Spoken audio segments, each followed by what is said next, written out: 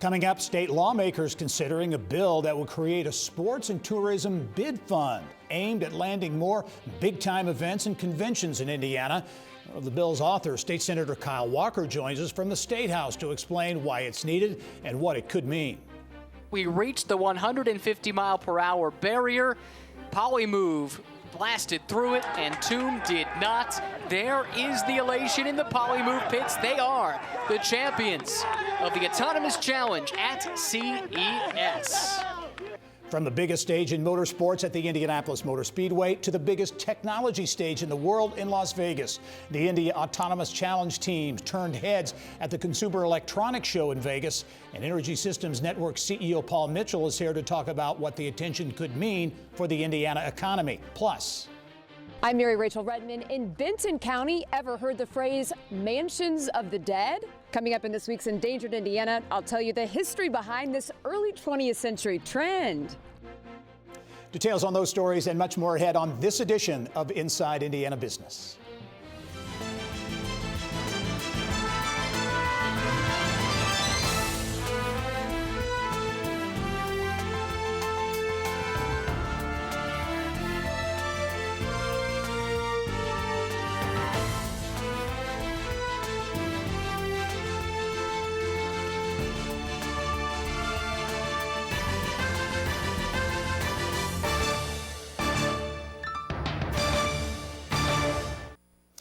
Hello and welcome to Inside Indiana Business. I'm Gary Dick. A bill under consideration at the Indiana Statehouse would establish a fund aimed at increasing Indiana's odds of winning bids for big-time sporting events and conventions. Proponents say the fund is needed to fend off competition from states like Texas and Florida that have similar funds and using that cash to cherry-pick events that Indiana wants. For details on the fund and its potential impact, pleased to be joined by the bill's co-author, State Senator Kyle Walker, who represents District 31, which includes portions of Marion and Hamilton counties. And Senator Walker, as always, thanks for joining us. Thanks for having me. Okay, let's talk about this interesting concept here, but more and more, and as I understand it, 15 cities, municipalities, counties, states have these kinds of funds. What is this bid fund, and why, Kyle, is it needed? Yeah, so the bid concept generally is to have something that would help accelerate the sports and tourism industry in Indiana. As you mentioned, there's a number of states and other larger cities that have some sort of a bid fund that augments their private contributions that they use to attract events, both in all realms of sports and tourism. In Indiana and Indianapolis in particular has capitalized and made a name for themselves as being a tremendous sports and tourism city. But we've increasingly seen that the competitive advantage that comes along with these bid funds is significant. And so this bill seeks to correct that. Yeah, certainly the big events like the College Football National Championship get a lot of attention, but we're looking at video there from LaPorte, which had a high school showcase televised on ESPN recently. So there are events like that increasingly around the state of Indiana. So this would be a fund targeting not just the big time events, but events, conventions in other parts of the state as well. Yeah, that's exactly right. And actually the bill says that at least 25% of the funds must be spent outside of Marion County. Yeah. And we've got a great story to tell in a lot of our cities and counties across the state. I think about Turnstone in Fort Wayne, right, which is a nationwide leader in adaptive sports and one of only 11 Paralympic training facilities. Obviously South Bend, Evansville, Terre Haute, really a tremendous amount of opportunity for particularly smaller events because, as we heard in testimony last week, there's some very significant events that are significant for some counties. They don't have the money to rent a playing field, if you will. And so this would allow those funds to be used and leveraged to produce a return on investment, both for those local communities, but also for the taxpayers of Indiana. Yeah, and interesting the need for this too, because we hear about Indianapolis in particular typically winning these big time events, and you don't hear necessarily about the losses as much. But looking at some data here, Texas and Florida are two states that are identified as the places where Indiana is losing the most to with a fund like this. And over the past 5 years, there's been an increased number of loss convention tied to cities, tied to states that have these kinds of funds. So there is, as you mentioned, a competitive element to this that is very real. Yeah, absolutely. And you know, this fund is not intended to replace the private contributions that are the significant drivers of our ability to get sports and tourism events now. But again, it's to augment that, take it to the next step and accelerate the industry. And I think it will really, you know, we already have a competitive in many ways, and this will just take us to the next level. Yeah, it's an obvious question. What everybody wants to know is funding. How will it be funded? And as I understand it, you're trying to get the apparatus in place next year. A budget writing session at the legislature. Maybe the financial piece would happen next year. Yeah, that's correct. So this year we're focused on building that framework, and then taking the next year to, you know, talk with the stakeholders and talk with fellow legislators and try to come up with what is the right number. And that number will be determined next year as we look at our next biennial budget. And you know, it's too early to tell what that amount is. And other bid funds range from, you know, very small to very large. But I think that we can take the time to find the exact, you know, the right amount and go from there. But this year it's about building the framework. Yeah, and very quickly, I know looking at some information from the Indiana Sports Corporation, they say they really didn't bid or weren't able to bid on a big swimming event because another state, I think it might have been Texas, had a bid fund that made that really not feasible. Very quickly, Kyle, what's been the reaction around the Statehouse initially to this idea? It's been very positive. I've received several questions and comments from legislators, both on Appropriations Committee and not, and again, generally very, very positive. The majority of the members in a bipartisan fashion on the Appropriation Committee have joined me as co-authors. So I'm cautiously optimistic that we can get this framework done this year and then talk about funding next year. All right, a sports and tourism bid fund. State Senator Kyle Walker of Indianapolis, thanks for joining us. I know we'll be following this story in the weeks and months ahead. Thanks. Thanks, Gary. All right. Well, for more than 30 years, Eric HALVORSON had a front row seat reporting on Central Indiana's transformation into an economic player in the Midwest and the country. He's my guest this week on the next edition of the Business and Beyond podcast. HALVORSON spent 3 decades at Wish TV, starting at behind the scenes before working his way up to the main anchor there, succeeding the legendary Mike Ahern. He left TV News in 2015, now works on the other side of the camera as an executive at Kroger. He's still a little bit of a newsie, saying he misses a few things about the TV business. Election night, I love election night, being part of that excitement.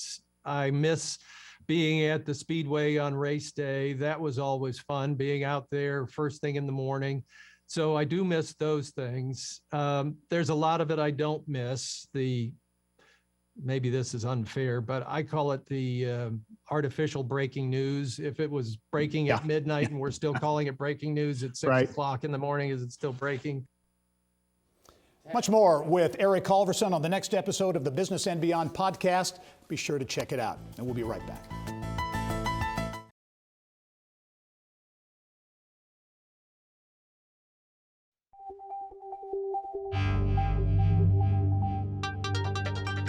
Time to go inside innovation. 19 universities from 8 countries forming 9 teams once again made history as they competed in the Autonomous Challenge at CES, the Consumer Electronics Show in Las Vegas, in the first high-speed head-to-head autonomous race car competition. With more on how these competitions are helping advance technology that can speed the commercialization of autonomous vehicles and how that could have a big impact right here in Indiana, pleased to welcome back to the show Energy Systems Network President and CEO Paul Mitchell. And Paul, thanks for joining us. Glad to be here, Gary.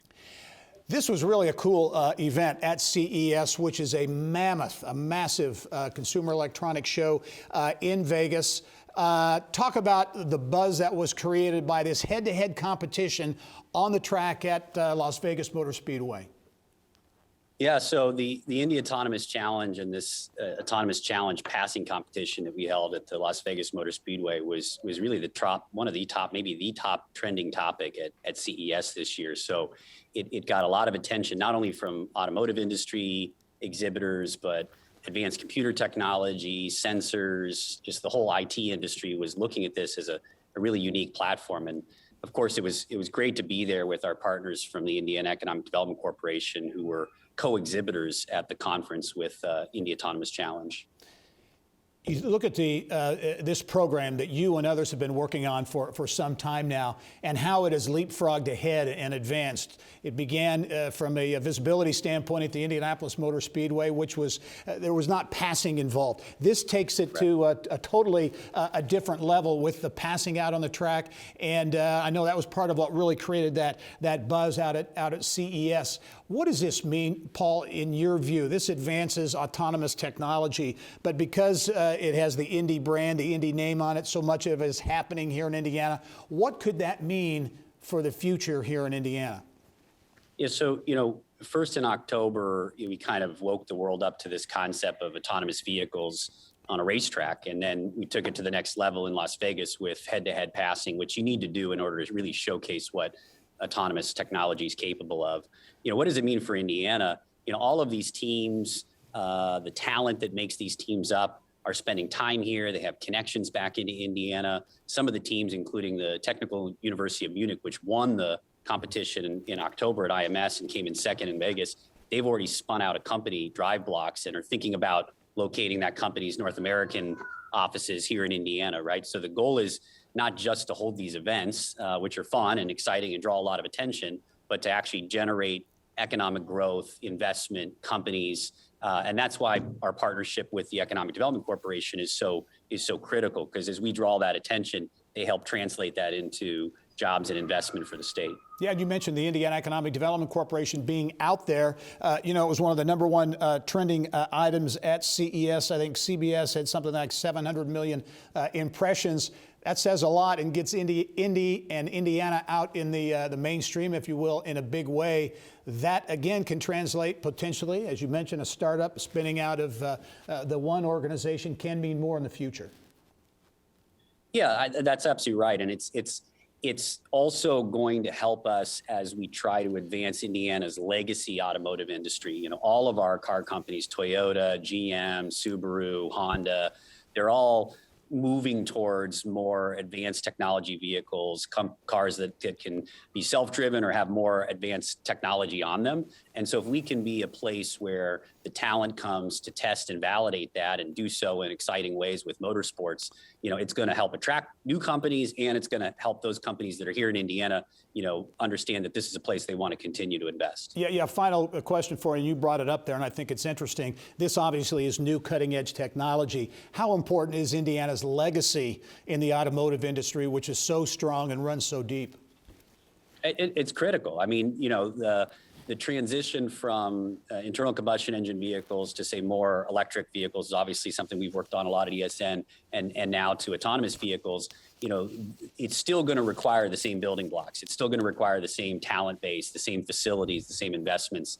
The goal is to kind of keep as much of that here in Indiana as we can, and to grow that pie by bringing new companies in. So the legacy companies are right there with the new companies as a top priority. It's a story we'll continue to follow. Paul Mitchell is CEO at Energy Systems Network. Paul, thanks for joining us, and we look forward to seeing you soon. Thank you. All right. Mansions of the dead. It was a thing in Indiana in the early 20th century. See why the state's first community mausoleum in Benton County is on Indiana Landmark's most endangered list.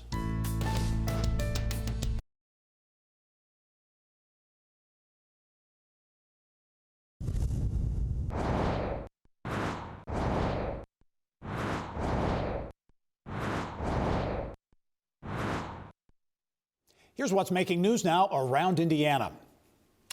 Well, this week's installment of Endangered Indiana takes us to a small town in Benton County, where the state's first and oldest community mausoleum is still standing. But the National Register listed structure built in 1908 faces an uphill battle with each passing season. Around Indiana reporter Mary Rachel Redmond has more from Oxford. They were once called mansions of the dead. Beginning in the early 20th century, community mausoleums became all the rage in cities and towns across Indiana. The community mausoleum movement really promoted this type of structure as an efficient, more sanitary form of burial, and oftentimes more affordable. The community mausoleum concept, though, started in Ohio. A gentleman by the name of William Hood, who patented a community mausoleum design, started the National Mausoleum Company, and then began to sort of peddle this design around the Midwest. The move towards burial actually kind of becoming a business. The Oxford Community Mausoleum is the first community mausoleum to have been constructed in Indiana, finished in 1908. From this, a number of other communities had community mausoleums built. Now time for a peek inside.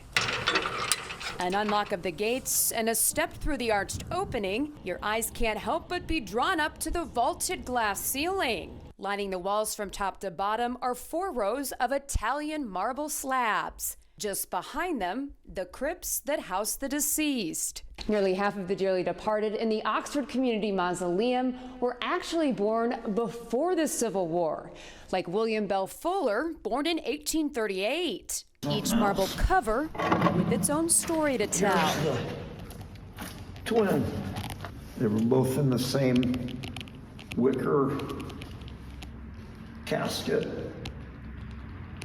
and it was wrapped in velvet, and it looked like it was brand new when I took them out. We want to see the building brought back into a solid condition, preserve it, ensure that it continues to function as a mausoleum, a respectful burial place for all those already here and those that may be interred here in the future. Also inside, the original ladder dating back to 1908 and a sign bearing the name of the mausoleum's original owner. It's not reached that point of real deterioration, but we are starting to see rehabilitation needs, repairing the plaster, making repairs to the roof, repairing exterior masonry. I was not aware that those blue glass tiles were there. So when it was pointed out to me, I thought, well, that's special enough in itself just to be a reason to do this project, because you just don't find that. And especially in something as simple as this project, where it's basically got one purpose, you know, of being a mausoleum, but yet it's got some beauty with it too. So it's just nice to bring it back to life. Mary Rachel Redmond, Inside Indiana Business. Interesting story indeed from Benton County. Well, also making headlines around Indiana this week, Terre Haute-based Sony DADC cutting about 100 workers as part of a strategic plan to move all of the plant's gaming and disc manufacturing to Austria. The plant was the first manufacturer of compact discs in the United States, beginning production in September of 1984. I was actually there for that opening with Bruce Springsteen's Born in the USA. Sony says it plans to keep about 150 workers at the Terre Haute plant, which will become an assembly and distribution facility. The town of St. John is looking to create a riverfront district. Our partners at the Times of Northwest Indiana report the proposed district would allow the town to receive additional liquor licenses at a more reasonable cost. The district would be located in the town's main commercial district. The plan still needs state approval before moving forward. Economic development officials in LaPorte have launched a new program to help job seekers who are struggling with childcare. The LaPorte Economic Advancement Partnership says it will help parents who've been unable to return to work or find new jobs due to obstacles related to childcare. LEAP says it will make payments of $50 per week to designated childcare providers for 1 calendar year. Well, Indiana's boutique hotel business bouncing back in a big way from the pandemic. Yelp's Brittany Smith with which ones you may want to put on your bucket list in this month's Trendiana.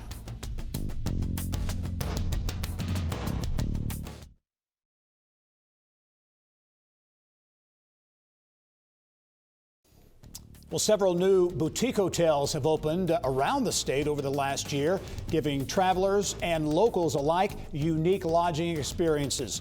Here are 5 hotels to add to your bucket list just in time for Valentine's Day or a winter staycation. In this month's Trendiana segment, Yelp's Director of Community Campaigns, Brittany Smith, has more. Brittany, welcome to the show as always.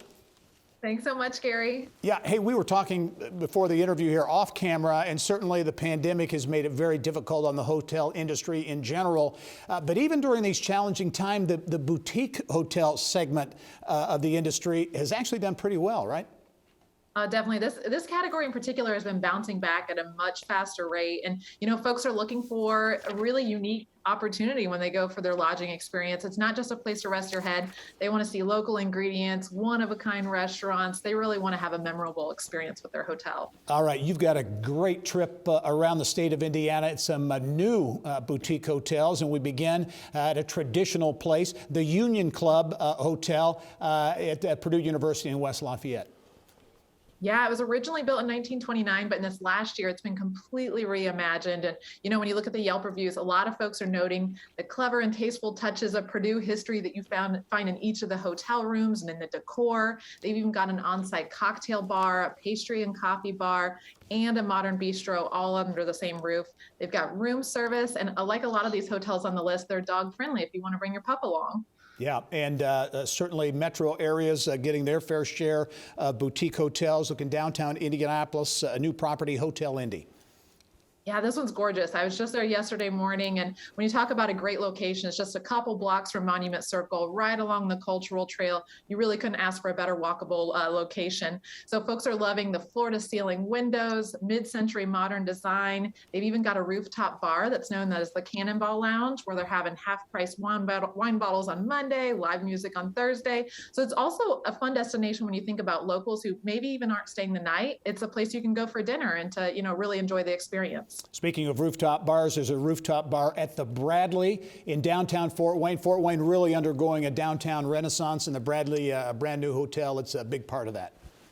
So true. This is another great example of Fort Wayne coming back. And when you think about, this hotel, it is truly an example of Vera Bradley fashion. The hotel features stunning design touches, vibrant wallpapers. They were even featured in Architectural Digest. So it's really beautiful. They've got that Birdie's rooftop bar for fun views of downtown. It's a really fun spot. Let's go up to Elkhart now. And again, so cool to blend history into some of these boutique hotels. Hotel Elkhart has just reopened in 2021. Yeah, after being closed since the 1970s, they just reopened. They've got 93 rooms there, great meeting spaces, and they've got a lot of Elkhart authenticity. So when you think about local art, Amish wood furnishings, really, an example of what the community is all about. And they even have a manager's wine hour, corner bar, and a cafe with homemade breakfast and dessert. So you can, stay in your hotel room if you want to the whole time. All right. Well, hey, we'll go to Northwest Indiana for our final stop, Michigan City and the Brewery, Lodge, and Supper Club. Yeah, this one was actually opened up by a brewery, Zorn Brew Works, and it's great as a home base if you want to explore the wine and beer of the region. It's a 12-suite boutique hotel, so really intimate, and it's on a 40-acre wooded setting, so it's very relaxing atmosphere with ponds and wildlife, and you can have some really hearty fare there, like the tomahawk steaks and elk burgers, so it's perfect, especially for a winter staycation. Yeah, and very quickly, Brittany, I would think this increase in staycation, staying a little bit closer to home, that probably plays right into this boutique hotel trend. Yeah, completely. And they're really hotels that are a part of the community. So even, if I'm not going to go stay the night, I can still go be a part of the restaurants or check out the rooftop bars. It's something for the locals as much as it is for the tourist. Brittany Smith is always a great tour of some great boutique hotels around the state of Indiana. Thanks for joining us. We'll see you soon. Thanks so much. All right. Well, coming up in our next half hour, how a $34 million gift from an Evansville couple will go toward helping young people dealing with depression, anxiety, and other mental health issues.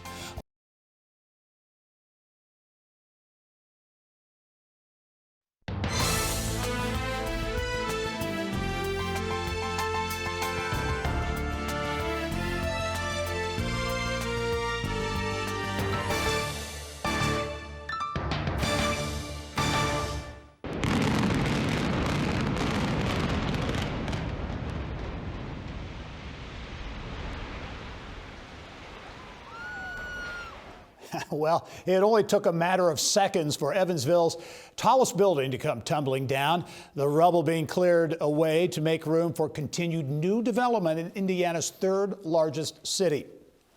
Certainly a key piece of downtown Evansville's renaissance It's right around the corner at the Indiana University School of Medicine Stone Family Center for Health Sciences. It's one of the largest gifts in IU School of Medicine history, being used to build a mental health center nearby focused on children and adolescents. Business of Health reporter Kylie Valletta has more. Kylie. Thank you, Gary. The $34 million gift from Evansville natives Bill and Mary O'Daniel Stone is being used to reverse a major shortage in psychiatric care for children and adolescents in southwestern Indiana. The national rate of psychiatrists to young patients is about 1 to 9,000, but Indiana falls far below that, with only 1 psychiatrist per 21,000 child and adolescent patients. And joining me now to tell us more about the vision to reverse this trend is Dr. Stephen Becker, the Associate Dean and Director at the IU School of Medicine, Evansville. Dr. Becker, thank you for being on the show today. It's great to be with you, Kylie. Well, we talked about the need on a larger scale. Give us a picture of the need a little bit closer to home there in southwestern Indiana. Talk just a little bit in your region about this need for psychiatric care for young people. So I think we're like most communities in the country in that we're very short on child and adolescent psychiatrists. And, you know, we have 5 practicing child psychiatrists in our region with a medical service area of almost 1 million patients. So this new Stone Center will help us almost triple that number within a couple of years. You know, you mentioned some important statistics. Yes, Indiana is 1 in 21,000. The national average is 1 in 9,000. We're actually much lower than the states surrounding us, Kentucky, Illinois, Ohio, and Michigan. But in reality, we need to get to about 1 in 5,000.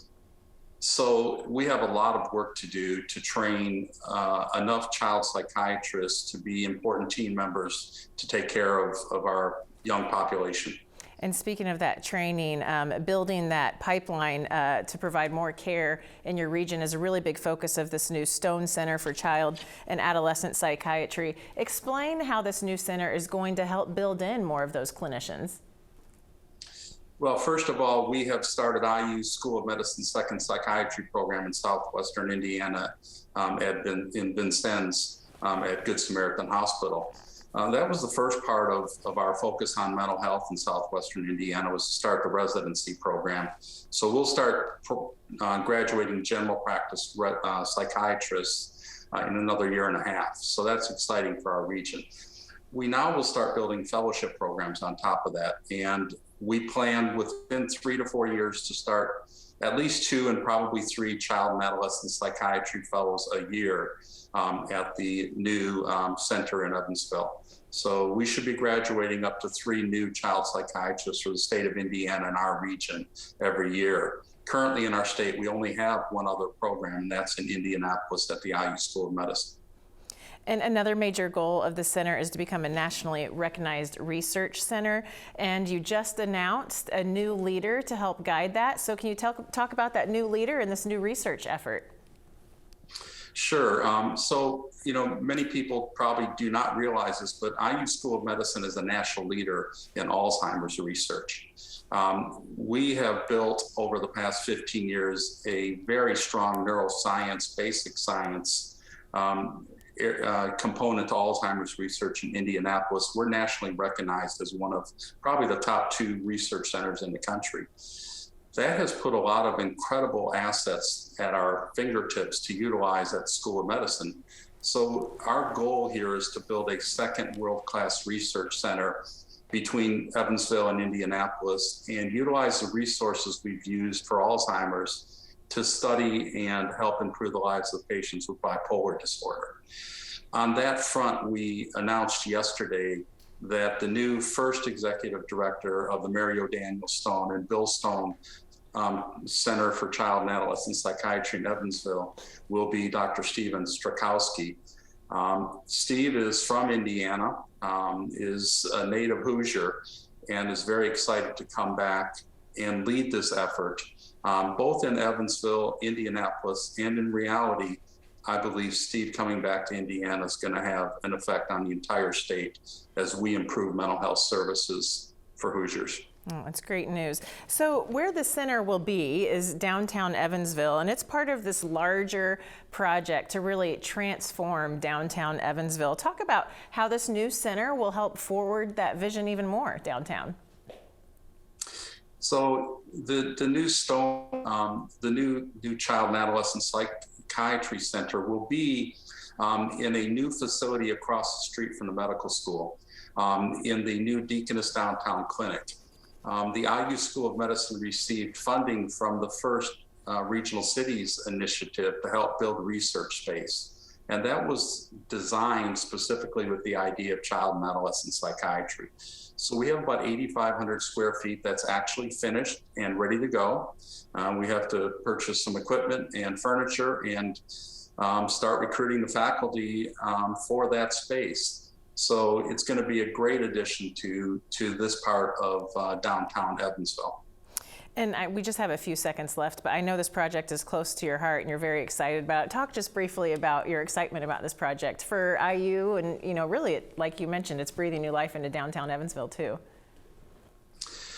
Well, it's been great to watch what's happened in Evansville. I actually believe that so much has been done. But in reality, I think there is much more to come. It's going to be a very exciting 5 to 10 years ahead of us as we continue to build and improve the lives of people living in our area. All right, Dr. Becker, we'll be watching the progress. Thanks for being on the show today. Thank you, Kylie. Have a great day. You too. Gary, back to you. All right, Kylie, thank you. Well, another story we are following with health implications at the Indiana Statehouse, and it has to do with COVID-19 vaccinations. House Bill 1001 would force businesses with vaccination mandates to accept more medical or religious exemptions from employees. It would also eliminate Governor Holcomb's COVID state of emergency. Indiana Chamber of Commerce President and CEO Kevin Brinegar explains why the chamber and some businesses are opposed to the bill. They feel that they know what's best for as far as a vaccination policy for their safety of their employees, their customers, and their patients if they have them, and they'd like both state and federal government to stay out of their hair, quite frankly. House Bill 1001 now heads to the Indiana Senate, where it faces likely changes and an uncertain future. Senate Republicans will debate their own bill, one that does not have the vaccine mandate language in it.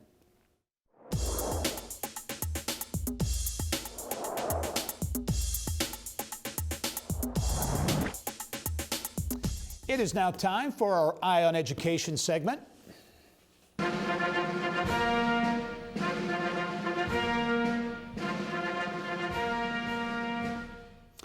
Benjamin Harrison, the only person from Indiana ever elected to serve as President of the United States. He heard that song a few times during his time in office. The Indianapolis home where Harrison lived before and after serving as the nation's 23rd president is getting a big makeover, a $6 million renovation designed to attract more visitors and tourists to the Old North Side. It's not the only big thing going on at the Benjamin Harrison presidential site. For more on Project POTUS, I'm pleased to be joined by the president and CEO of the Benjamin Harrison presidential site, Charlie Hyde. Charlie, as always, welcome to the program. Thank you, Gary. Okay, we're going to talk about the big changes well underway there at the site in a moment. But first, Project POTUS, interesting concept, developed right here, developed by your team, and it is something that is going to go national. Tell me about what Project POTUS is all about. Sure. Well, Project POTUS is an opportunity for middle school students to share their own perspectives on all 45 of our presidents. So 45 presidents, 46 administrations. So really engaging them through their teachers, their schools, and these 1-minute videos. And then those will be shared. They'll go into a national competition that we are leading forward, and we'll be drawing upon citizen juror to help us actually review those videos, evaluate them, and then we'll have our national contest winners from these 45 videos I'm sorry, the 45 top videos representing each of those presidents. Yeah, well, you know, today it's all about content.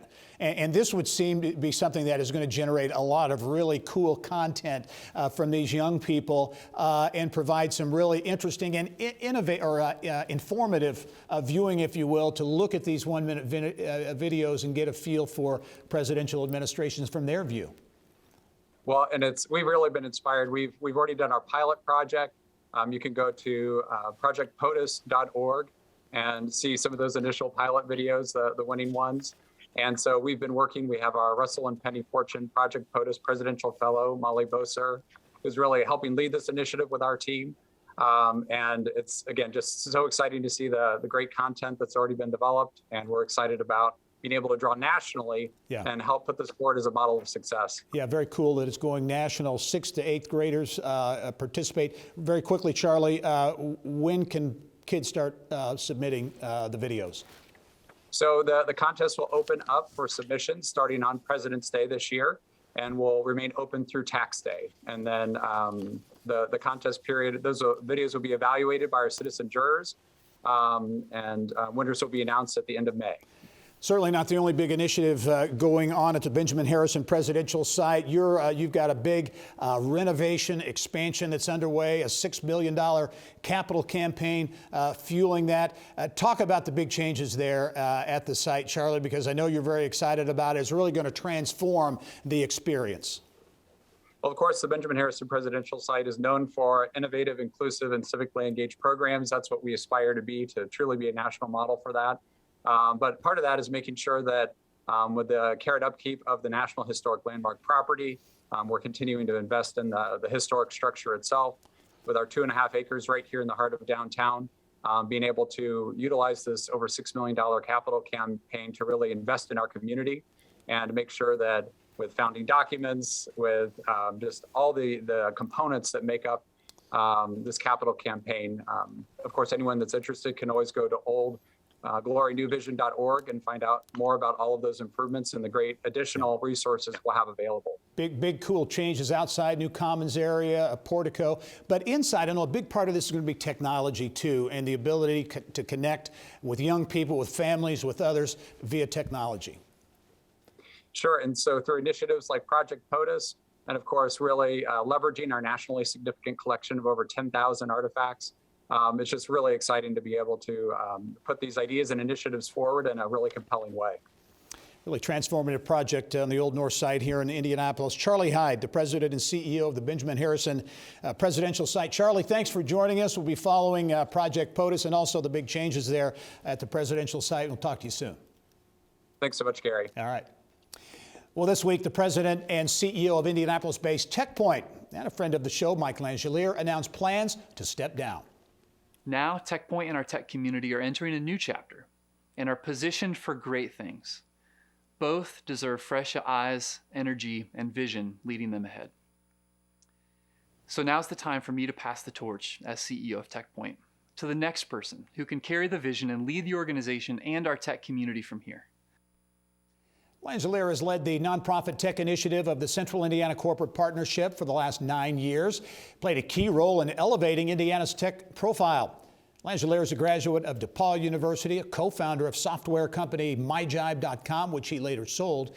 During his tenure, he led the creation of a variety of programs focused on talent, venture capital, and also the promotion of Indiana's tech ecosystem. Langelier says he'll remain with TechPoint through May to help with the transition as the organization searches for his successor. Just ahead, Hoosier Hoops in Fort Wayne. How the G League Mad Ants are playing a major role in sending players to the NBA.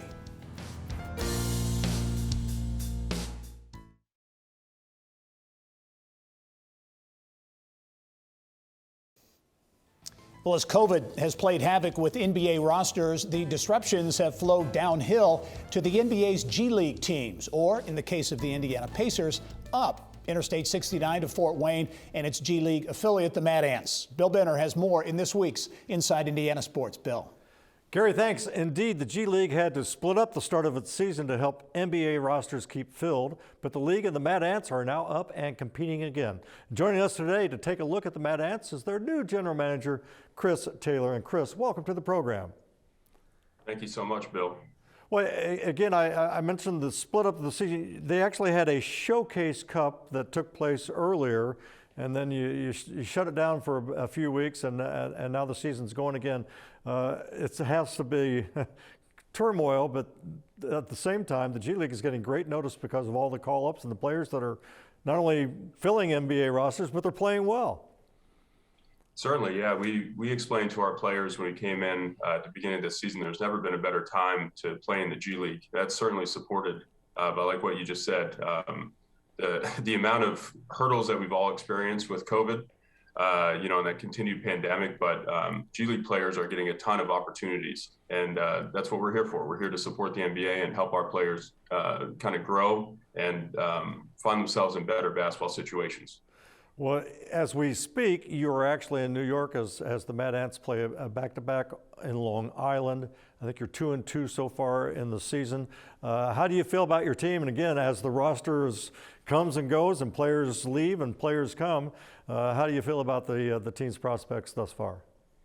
You hit it on the head with saying that players come and go. We have an ever-changing roster right now with the call-ups to the NBA, and always throughout the course of the season you have injury issues and whatever it may be. But we're feeling great, very confident with this group. Like you said just earlier, the season was split this year into a couple different versions. We had the Showcase Cup leading into the holidays. And then once that was over with, the schedule's reset to 0-0. So early in the season, but feeling confident with this group. We have it's a strong, I think, a core of our guys that we know are going to be here, on a day-to-day basis. And we're excited for what the rest of the season has in store. And of course, Chris, you mentioned the opportunity now for G League players. A great example with the Indiana Pacers. Kiefer Sykes came here on a 10-day contract, and now he's signed for the rest of the season. A very heartwarming story, but that's happening again throughout the NBA and through the G League with many of these guys. Definitely not unique to our team, but huge, shout out to Kiefer for his continued work. He has a great story. Talk about a veteran that played multiple seasons overseas, played at a lot of different levels, and this season decided to bet on himself, come in and prove that he's an NBA player, and that's supported there. He was our starting point guard for the start of the year, leading the G League in assists, and again, proving to NBA teams that he has what it takes to play at the highest level. He's rewarded for that, and that's what we're here for, to help NBA teams and get those players in the best situations possible. Chris, an interesting aspect we mentioned in the open going up to I-69, the team is literally doing that because you're actually playing or practicing at the Ascension St. Vincent Center, the Pacers facility, adjacent to Gainbridge Fieldhouse. So you're commuting back and forth to Fort Wayne for games, but then you will also play some games as the season rolls on in Gainbridge Fieldhouse. Correct. Yeah, it's been a phenomenal opportunity for our players and our staff as well. But to have access to an NBA level facility to practice every day, we'd be foolish not to truly take advantage of that opportunity. And it's kind of the best of both worlds. Yes, we get to live in Indianapolis, closer to the Pacers than ever. Like I said, utilize those facilities. Being an NBA practice court is great, and I think that's really elevated everyone's play and commitment to bettering themselves. But also, we still have a foot, in the Fort Wayne community, able to play there in the Coliseum in Fort Wayne, be connected to both Indy and Fort Wayne. So it's the best of both worlds. Chris, I mentioned in the open that you're a new general manager. It wasn't that long ago, back in 2012, I believe. You were an intern with Pacers Sports Entertainment. Now you're GM in the G League. I mean, that's really a wonderful professional development. Talk about that a little bit. Yeah, just incredibly fortunate to found a niche in an organization with such class. As a Pacers, I think it's a very strong culture that I've fortunately been able to fit into. Yeah, 2012 seems like a lifetime ago. That's when we first had the chance to meet. Hard to believe you fast forward a few years, and after holding a few positions in kind of behind the scenes support role of basketball operations for the Pacers, and then transitioned here with the Mad Ants, Director of Basketball Operations, Assistant GM, and yeah, just incredibly excited to now say that I'm the General Manager and have a little bit more of an impact on who we have for players, who our staff is. It's a small step in the grand scheme of things for myself, but I'm happy with where I am. Chris, as we wrap up, again, I know you want to emphasize you're still Fort Wayne's team. Allen County Memorial Coliseum, a great venue for basketball throughout the years. And so just talk about your foothold there in Fort Wayne. Yeah, so much history with the Coliseum. I think you feel that when you walk into the arena. Back from the old ABA days, the NBA when it first started. I think might have been the first NBA All-Star game was played at the Coliseum. Way back with the Zollner Pistons and the Fort Wayne Fury and all that stuff, which is fantastic.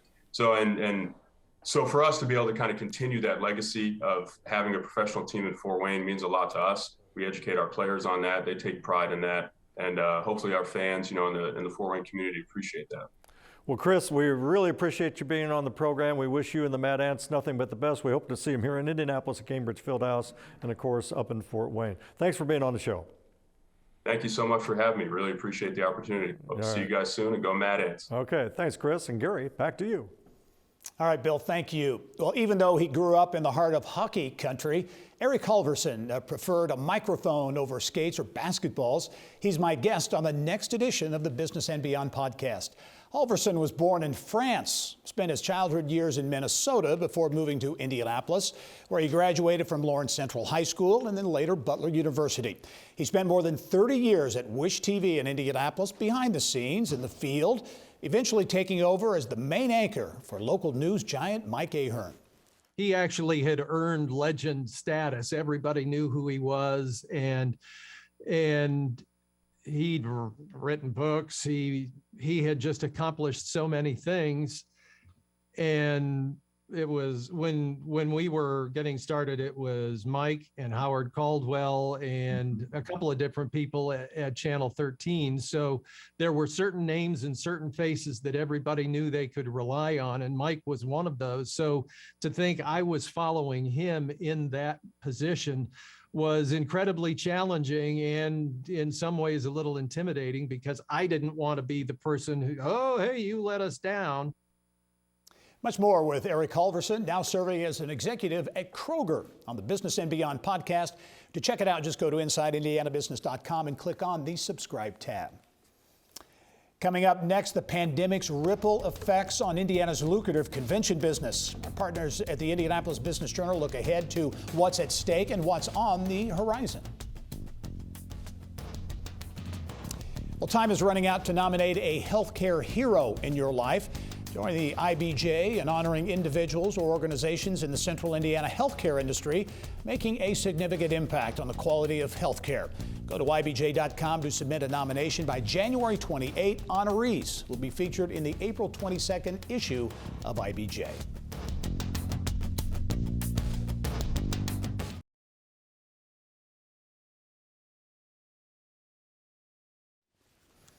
Well, the Capital Improvement Board's mission is to finance and manage capital improvement projects in Indianapolis, Marion County, including the city's high-profile sports and convention venues.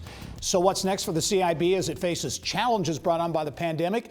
Well, it's one of the big stories our partners at the IBJ are working on this week, and reporter Mickey Shuey is on this one. Mickey, welcome to the show as always. So give us the lowdown. Capital Improvement Board, very high-profile entity here in Indianapolis and Marion County, very important organization, and like many, really impacted in a big way by the pandemic, and they've had to kind of dip into reserves to make it through. First, thank you for having me, Gerry. Sure. I appreciate that. And certainly the CIB is really the biggest driver of tourism in many ways for the city and for the state. So the fact that they've had to dip into reserves, while alarming, is not unexpected, because they have had to weather a couple years with lower than typical numbers from the pandemic. They dipped into the reserves last year by about 20 million, which is half of what they had anticipated doing back in 2021. And this year they're looking at dipping in a bit more, but they're also in a much better spot than they were expected to be at the start of the year because of the success of events like the NCAA men's basketball tournament in 2021, along with big events like PRI and the Sweets and Snacks Expo and FFA. Yeah. So they're really in an interesting spot right now financially. Yeah, so the good news, the positive, I guess, those big events, most recently, as you say, the College Football National Championship here, helping the situation. But I guess the big question is, will they need additional assistance to kind of get through, 2022, 2023? And that's a question that's out on the table. For sure. And certainly the answer to that remains to be seen. It really will be about how strong the CIB is able to finish out the rest of this year, the next 11 months, because we obviously won't see the benefits of the college football playoff from the CIB standpoint for at least a few months because of tax revenue. But really how they're able to manage through the next couple months where they don't have a lot of events going on is going to be important. And then once they get to the end of 2022, Andy Mallon, the executive director of the CIB, has told me they'll have a much better idea of where they're going to be headed and whether that could include going to the Statehouse in the future, which he's optimistic they won't, but time, as they say, time will tell, right? Mickey Shuey, Indianapolis Business Journal, got a great piece in this week's paper. Look forward to reading it. Mickey, thanks for joining us. Thank you again for having me. All right. Well, in addition to Mickey's report on the future of the CIB, there will be additional stories that we want to keep an eye on, and that includes 2021's $1 million donations to Indiana nonprofits, including colleges. How do they fare during the pandemic? Plus, the state legislature looking at a sales tax holiday. Some other states are doing it, and we'll see what the prospects are here in Indiana. It's all coming up in the IBJ this weekend. And I'll be right back after this. Stay with us.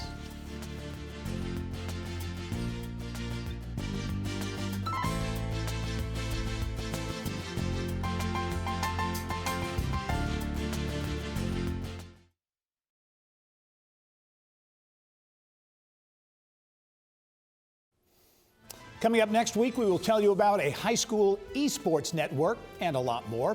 Thanks for joining us this week. I'm Gerry Dick. Go out and make it a successful week.